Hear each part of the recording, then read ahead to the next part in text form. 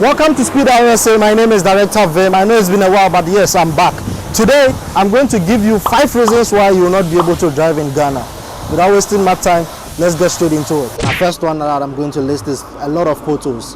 When you're in a car, let's say from Accra to Kufuor or from Accra to Kumasi, or let's say even a long journey, or even those short distance trips, you will understand where my point is coming from.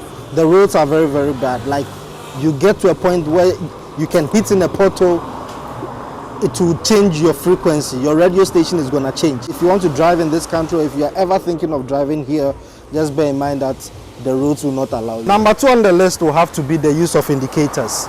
Okay, so when you're in Ghana, man, it's quite funny because when you compare the standard of living in other countries and Ghana, you can see that sometimes there's a huge gap. So if you're in Ghana, trust me, indicators do not really work in this country. I mean, I know in South Africa, if you want to turn left, you have to turn it to the left side. I mean, flash the indicators. If you want to turn right, you need to indicate to the right side. If you have a problem or if you want to stop, you hit the hazard. They call it double indicator or double travigator. That's what they call it in Ghana. So these things do not really work in Ghana. Only a few people use this type of signs. I mean, I was in a taxi heading to somewhere in Accra last time, and then it was an Uber. For the Uber guy to turn left, he had to use his hand that I'm turning left, and I'm like, what is the problem? Are your indicators not working?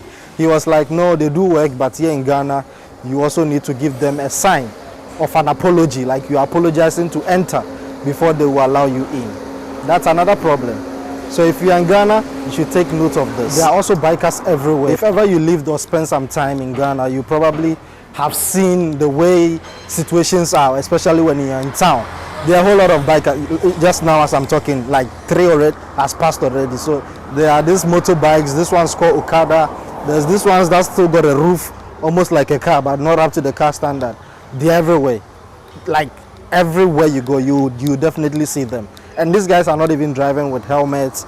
Like, they just drive rough. Anytime you want to drive in Ghana, just know that bikers will distract you. So number 4 on the list is not enough road signs. I'm still using South Africa as an example because that is where I have my driver's license. That is where I drive. That is where, that is the first place I started driving. I've never driven in Ghana before, so I don't know how it is compared to what I've seen in Ghana. So when you are here, road signs are very few, okay?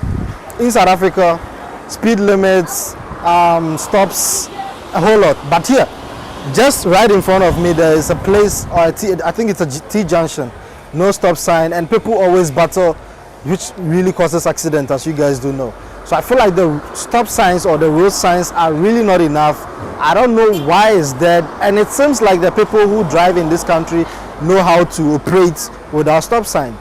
But either way, it still causes traffic, and at some point, you will never know, you can never tell. It will cause an accident. The last aspect that I'm going to list on the channel will have to be insane overloading. I've never been to a country where like overloading is really a thing. Like, I don't know that, okay, in SA, we do overload like crazy. Yeah, we do, but I'm not going to stand here and say we don't do.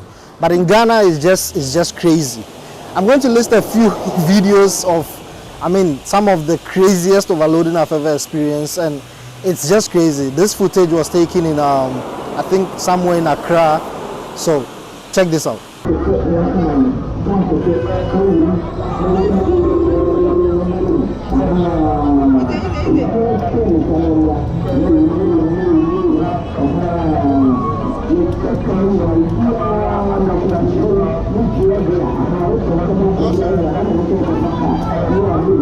Overloading in Ghana, trust me, to the extent that even if you come with a fridge to a driver to take it somewhere, he doesn't mind, he's gonna load. Okay, so here is what happens in SA. SA, mostly there is no booth, okay? They won't even open their booth for you to put something. And the limit of luggage that you need to have in order to take taxis or trotro, as you guys call it here, it's limited. Their booths are always occupied. Ask me what it's occupied with, it's mostly speakers. That is the majority thing. Most of the taxi drivers, they load their car with speakers. Majority of them. So boom, boom, boom, media or hopper, like it's very huge. You always hear boo, boo, boo. It's just crazy. But here in Ghana, he's not gonna put speakers. He's gonna make sure there is enough space in the booth sometimes they even load to the extent that the luggages pop out of the boots and hangs outside. Yeah, bro, like we're going through a lot. So that is the craziest thing. I mean, when I saw this at Summer Station, I was even recording it and I was laughing because who does that?